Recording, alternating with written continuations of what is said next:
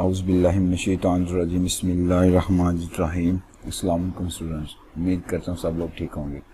I am your physics teacher और आज हमने जो फिजिक्स का कोर्स पढ़ना था वो था electricity and magnetism. Electricity magnetism का जो लेक्चर था आज का लेक्चर नंबर 2 है। अब आज हमने जो लेक्चर नंबर 2 है वहाँ पे हमने electrical field due to an electric dipole कि हमने इलेक्ट्रिकल डाइपोल से जो इलेक्ट्रिकल फील्ड पैदा होती हैं उसके बारे में देखना था। जैसे अब जब हमने इलेक्ट्रिकल डाइपोल के बारे में हम पढ़े थे कि जैसे यहाँ पे डाइपोल था वहाँ पे जो इलेक्ट्रिकल फील्ड पैदा होती थी वो जो इलेक्ट्रिकल फील्ड पैदा होती है वो जो इलेक्ट्रिकल फील्ड ई जो है उसकी वैल्यू आज हम यहाँ पे ड्राइव करेंगे इस टॉपिक में। चलिए हम स्टार्ट करते हैं। अब यहाँ पे हमारे पास इलेक्ट्रिकल डाइपोल क्या होता है। डाइपोल हमने पहले भी पढ़ लिया हुआ था कि two equal and opposite charges with a small distance या small separation between them from an electric dipole कि अगर हमारे पास दो इक्वल और ऑपोजिट चार्जेस हों, जैसे मेरे पास पॉजिटिव और नेगेटिव दो इक्वल चार्जेस हैं, मतलब एक यहाँ पे एक यहाँ पे इक्वल चार्जेस हैं लेकिन ऑपोजिट दोनों ऑपोजिट है, मतलब ये पॉजिटिव और यहाँ पे ये नेगेटिव है।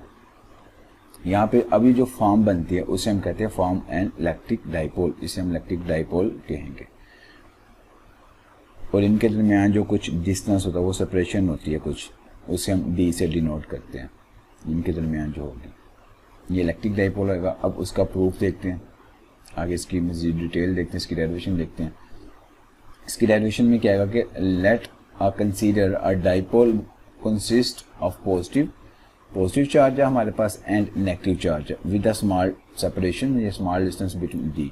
क्योंकि हमारे पास अब दो चार्जेस हैं जिसे हमने ये वाला कह दिया कि एक चार्ज क्यू है पॉजिटिव और एक क्यू नेगेटिव चार्ज है। इनके दरमियान जो सेपरेशन है उसे हमने स्मॉल डी से डिनोट किया होगा and show in the figure जो यहाँ पे लिखा हो। अच्छा, अब हम बात करते हैं इन चार्जेस की इलेक्ट्रिकल फील्ड के बारे में कि अगर मेरे पास पॉजिटिव चार्ज है उसकी इलेक्ट्रिकल फील्ड बाहर की तरफ निकल रही होती है और अगर नेगेटिव चार्ज है उसकी इलेक्ट्रिक फील्ड इनवर्ड होती है।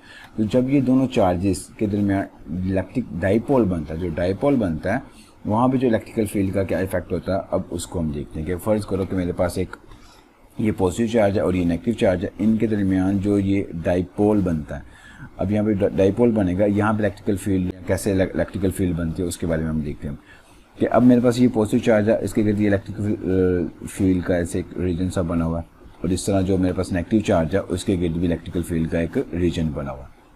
अब ये पी पॉइंट वो वाला पॉइंट है, ये वाला पॉइंट जो जिसकी हम बात करेंगे आगे, कि ये वो पॉइंट है जहाँ पे हमने इलेक्ट्रिकल फील्ड ई की वैल्यू जो यहाँ पे जो ई लिखा ई की वैल्यू हमने फाइंड आउट करनी है। जैसे हमारा ये टॉपिक भी है कि इलेक्ट्रिकल फील्ड हमने फाइंड आउट करनी है due to an electric dipole. कि अब इस इलेक्ट्रिक डाइपोल की वजह से यहाँ पे इस पॉइंट पे जो इलेक्ट्रिकल फील्ड पैदा हो रही है या इस पॉइंट पे जो इलेक्ट्रिकल फील्ड है उसकी वैल्यू हमने फाइंड आउट करनी है। अगर हम इस पॉइंट की बात करते हैं यहाँ पे हमारे पास एक इलेक्ट्रिकल फील्ड ई नेगेटिव जो due to the negative charge या इलेक्ट्रॉन्स की वजह से है उसको हम electrical field due to E कहते हैं। ये डाउनवर्ड मतलब नीचे की तरफ होती है, जो इनवर्ड जा रही होती है इलेक्ट्रिक चार्ज जो इलेक्ट्रॉन्स है ये जो नेगेटिव चार्ज है उसकी तरफ।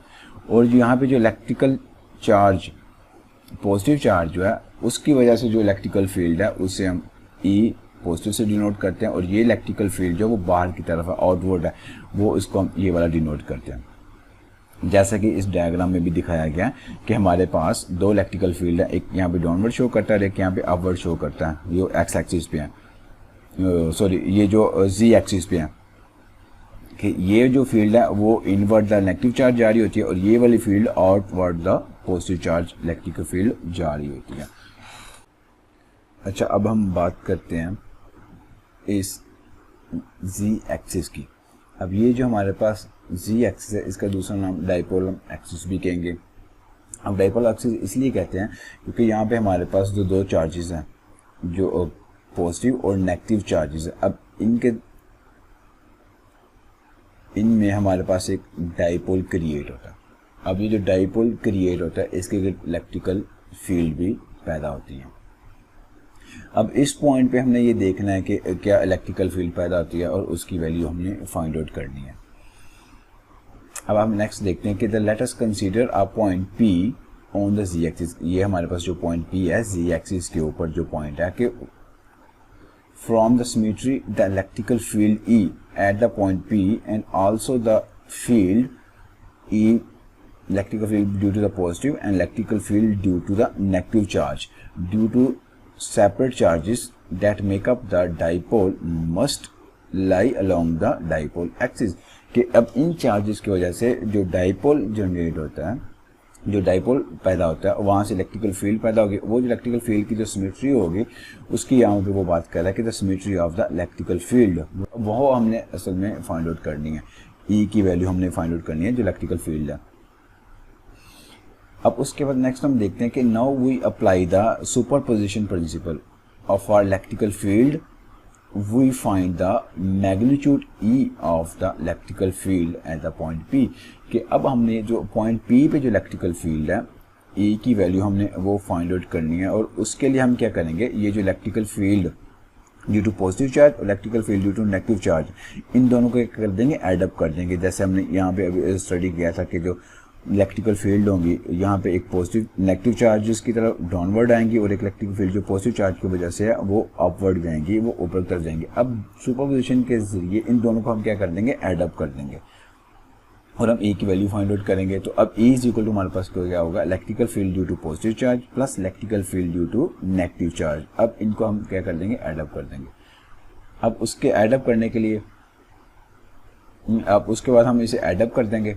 अब नेक्स्ट हमारे पास क्या आएगा कि जो हमारे पास electrical field due to positive charge है उसका फार्मूला हमारे पास ये होगा, प्लस जो electrical field due to negative charge है उसके लिए हमारे पास फार्मूला ये होगा। अब इलेक्ट्रिकल फील्ड निकालने के लिए हमारे पास ये वाला मेन फार्मूला होता है कि E is equal to F divided by Q.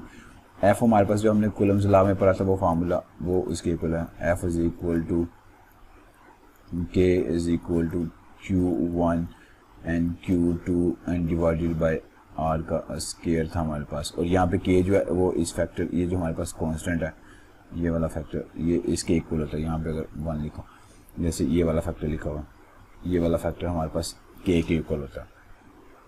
तो जब F की वैल्यू यहाँ पे पुट करेंगे तो यहाँ पे इलेक्ट्रिकल फील्ड की वैल्यू फाइंड आउट करेंगे पॉजिटिव चार्ज के लिए और नेगेटिव चार्ज के लिए। पॉजिटिव चार्ज के लिए हमारे पास ये वाले होगा और नेगेटिव चार्ज के लिए हमारे पास ये वाली होगी। और R जो है R पॉजिटिव, जो ये वाला R पॉजिटिव चार्ज और इस पॉइंट के दरमियान जो टोटल डिस्टेंस होता था। और जो नेगेटिव चार्ज के लिए था R स्क्वायर नेगेटिव, ये वाला R स्क्वायर नेगेटिव, जो नेगेटिव चार्ज और पॉजिटिव चार्ज और नेगेटिव चार्ज और इस पॉइंट के दरमियान जो डिस्टेंस था उसके दरमियान। अब नेक्स्ट हम चलते हैं कि फ्रॉम द फिगर, अब फिगर से अगर हम देखें तो R का जो पॉजिटिव है वो इसके इक्वल निकलेगा और R जो नेगेटिव है वो इसके इक्वल निकलेगा कि R पॉजिटिव जो है वो is equal to Z minus D divided by 2। जो Z हमारे पास ये वाला था, इसमें से अगर इसका हाफ निकाल दें D डिवाइडेड बाई 2 का तो मेरे पास R पॉजिटिव बचेगा। अगर इस Z में से D डिवाइडेड बाई 2 अगर ऐड कर दें तो मतलब D डिवाइडेड बाई 2 अगर हम डिवाइड करके अगर इसमें ऐड कर दें तो मेरे पास R नेगेटिव की वैल्यू निकलेगी। अब ये वाली दोनों वैल्यू इस इक्वेशन में हम पुट करेंगे, तो इस इक्वेशन में पुट करने के बाद मज़ीद हम सिंपलीफाई कर लेंगे। तो यहाँ से हम जब ये वैल्यूज यहाँ पे पुट करेंगे तो 1 divided by 4 pi epsilon not जो होगा वो हमारे पास कांस्टेंट है, तो उसको हम बाहर निकाल देंगे यहाँ पे। तो अब उसके बाद Q भी जो है ऊपर वो भी हमारे पास कांस्टेंट होगा, उससे भी हम बाहर निकाल देंगे। पहले तो यहाँ पे ये वैल्यूज पुट कर दी हमने, 1 divided by 4 pi epsilon not Q और R का स्क्वायर पॉजिटिव, उसकी वैल्यू R का स्क्वायर पॉजिटिव जो है R जो पॉजिटिव है उसकी वैल्यू यहाँ पे पुट कर देंगे, प्लस ये ऐसे रहेगा और माइनस Q और R स्क्वायर जो नेगेटिव की वजह से वो जो R नेगेटिव है वो यहाँ पे वैल्यू पुट कर देंगे। आगे मुझे ये वाला फैक्टर और ये Q जो है वो बाहर कांस्टेंट आ गया। आगे अंदर जो ब्रैकेट के अंदर बचेगा 1 divided by Z minus D divided by 2 का square minus 1 divided by Z plus D divided by 2 इसका होल स्क्वायर आ जाएगा। अब यहाँ पे हम क्या करेंगे, Z जो है या Z स्क्वायर ये भी बाहर कॉमन ले लेंगे। जब Z स्क्वायर यहाँ पे कॉमन लेगा, यहाँ पे 1 बच गया। अब उसके बाद नेक्स्ट जो हमारे पास होगा, यहाँ पे 2 लिखा हुआ है, 2z आ जाएगा, इसका होल स्क्वायर आ जाएगा, plus 1 plus d divided by 2z जो है इसका होल स्क्वायर आ जाएगा। अब उसके बाद इनका ज़ुज़ाफ़ के ले लेंगे, जब ज़ुज़ाफ़ के लेंगे तो हम सिंपलीफाई करेंगे, तो जब सिंपलीफाई करेंगे यहाँ पे कुछ कैंसिल आउट हो जाएगा, 1 इस -1 से कैंसिल आउट हो जाएगा, ये वाला फैक्टर इससे कैंसिल आउट हो जाएगा, बाकी जो हमारे पास फैक्टर बचेगा वो ये वाला, ये 2 से कैंसिल हो जाएगा, ये d बाई z जो है वो बाकी बचेगा। इन दोनों को जब ऐड करेंगे तो मेरे पास 2d/z बचेगा और बाकी ये वाला फैक्टर वैसे ही बचता जाएगा। अब यहाँ पे जो 4 लिखा हुआ है, इस 4 से इस 2 से हम कैंसिल आउट करेंगे, यहाँ पे 2 बच जाएगा।